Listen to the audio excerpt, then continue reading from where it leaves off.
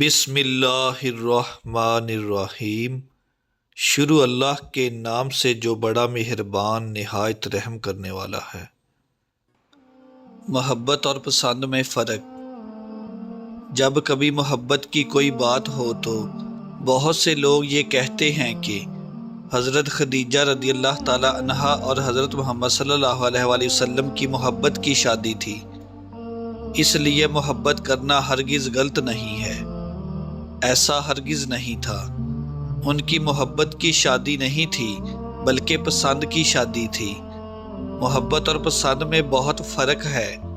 پسند میں کوئی تعلق نہیں بنتا، محبت میں تعلق بن جاتا ہے۔ خود پر اختیار نہیں ہوتا، محبت کی کوئی حد نہیں ہوتی۔ حضرت خدیجہ رضی اللہ تعالی عنہا کو آپ صلی اللہ علیہ وآلہ وسلم کی شخصیت نے متاثر کیا تھا، تو انہوں نے نکاح کا پیغام بھیجا تھا، ملاقات کا نہیں۔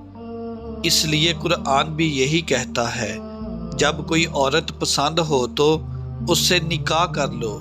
پسند کا لفظ استعمال ہوا ہے، محبت کا نہیں۔